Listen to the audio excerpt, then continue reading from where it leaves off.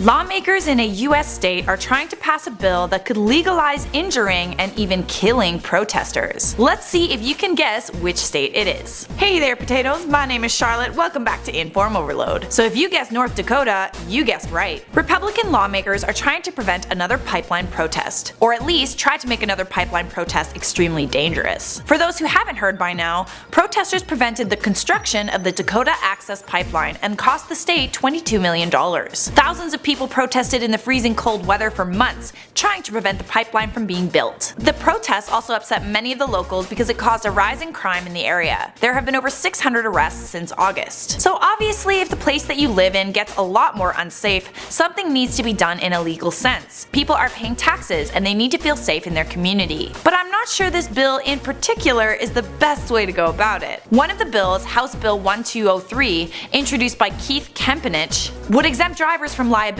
if they accidentally, and I say accidentally in quotation marks, hit a pedestrian. This bill was in response to groups of protesters blocking the roads. Well, that makes sense. If you can't get to work on a Monday because hundreds of protesters are blocking the road, just make a law that allows you to hit them with your car and you'll never be late again. See, there's always a solution, guys. Defending the bill, Kempenich said it's shifting the burden of proof from the motor vehicle driver to the pedestrian. He said they're intentionally putting themselves in danger. But a pedestrian and a protester are two very different things. Theoretically, couldn't this law just be used to protect people who aren't looking where they're going? When would the driver ever be held accountable? See, there's like a big gray area there and I'm not sure this law is gonna work. Kempenich did admit that the law might be used in cases that don't involve protests. As it stands right now, House Bill 1203 is still being proposed, but we will keep you up to date if it ever becomes a law. Alright friends, it's that part of the video where I'm gonna respond to some comments. Hillary Trump said, "Please tell us, the fans, what your favorite soup is. I can't handle having a mystery like this lurking in my mind forever. Fear not,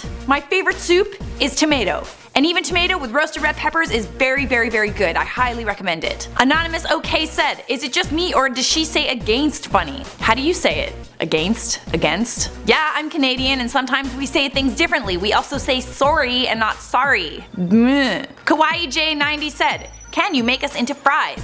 "No, but I can make you into mashed potatoes." JK, I feel like that's kinda mean. But then again, chopping my potatoes into like little fries is also mean. I don't think there's any way around this other than to leave you as raw potatoes. Anywho friends, that is all for now. Thanks for watching IO and I'll see you in another IO video.